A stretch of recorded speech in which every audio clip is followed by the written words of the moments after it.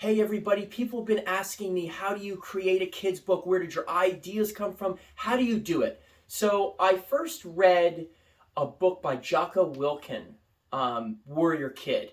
And that kind of inspired me because I always remembered what Walt Disney said, is that telling stories, you could change people by telling stories. So I first got that idea, and then I said to myself, let me just start writing and see if I enjoy it. So I got my little computer chair, laptop, and I played 2 song soundtracks. John Denver's music, his top hits, and the Cobra Kai, both albums, Cobra Kai season 1 and 2. And whatever happened was that music I was playing was inspiring me to continue to write. And then not only the idea of trying to help kids when writing it, but my dead grandparents that I love, they're alive in the book. And that's what kind of sparked me to really enjoy writing it, because they're alive in it. So that was my first thing. Just write. Don't think, just write. Then, next thing, Nicolette, she comes into play. I'm dyslexic, so like I said, with a learning disability, and I haven't been in school for quite a while, my English is terrible. First is Nicolette's job to look at it, go through it. Following the next step is Lisa Sargis. Now she's coming up to play because she read it and went, there's too much writing. We need to get more to the point. So I made a storyboard. As you're going to see the picture there, that's my storyboard where I took notes and I cut things so the book would flow. The next thing is, it's October. You want to have that pumpkin spice in the coffee, right? We just don't want that black coffee, right? We're going to add the sugar to it. Lisa started adding the sugar to it. So I remember the first line I wrote was, hey, my name is Patrick, but everybody calls me Buddy. And we sat there and we said, well, the character's from New Jersey, so how would they speak? Hey, how you doing? I'm Patrick, but everybody calls me Buddy. And we started making it enriched and created these characters and how they spoke and what is their favorite dessert and where do they go for a fast food restaurant and what do they drink, all these little details. So then you're asking, where does the title come from, Till Your Feet Bleed? As you're reading the book, I'm reading the book, Unbeaten, Limitless, I'm thinking of all these ideas, and there's a section in the book, in chapter 2, that the grandfather says, well, Buddy, if you want to be a great dancer, you have to be willing to have your feet bleed.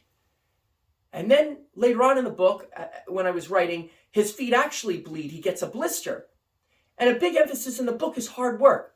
Boom, there it is. Till Your Feet Bleed. That was perfect for the book. So now, where do you come up with the front cover? Well, obviously I got an illustrator to do the front cover, but I was really struggling on the idea. So Mike Capasso, boom, there's a photo. Mike Capasso, we're in an Amazon store, and I said, Buddy, he knows about the book. I said, what should be the design of the front cover?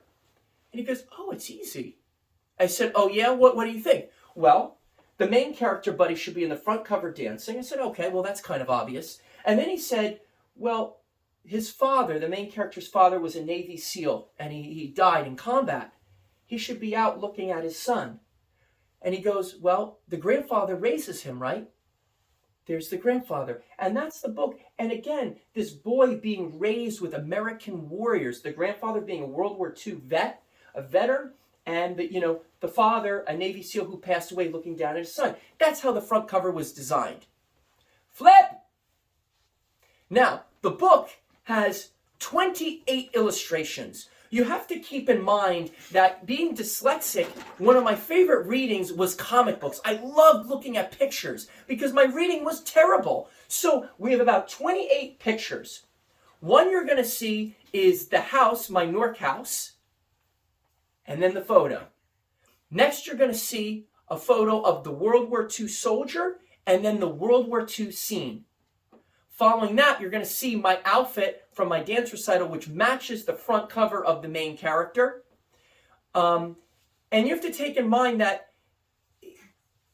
I wanted it to be real. I wanted it to be realistic. Even the photo of my grandfather, if you see, there he is. And then here's his illustration wearing a flannel. He's bow-legged throughout the show through the book, because it's like, he always walked like he got off the horse. So I wanted to make sure the drawings was exactly what I experienced in my real life. So then, after the illustrations are taken together and the writing is taken together, we get an editor. An editor makes sure everything's legal, makes sure everything's clean. Also, side note to you, Mike, Lahia Capasso also went through a full edit of it as well. We give it to the editor. We get the illustrator and we put the book together. And then finally is to work on our marketing, which there's all sorts of techniques with marketing. I can get into that on a further date. But remember, November 2nd is the book launch. Book launch is coming out November 2nd. The book is even out today. There's a link below and in the bio for you to buy it. November 18th is the book party at the East Hanover Elks Club, 5 to 8 p.m.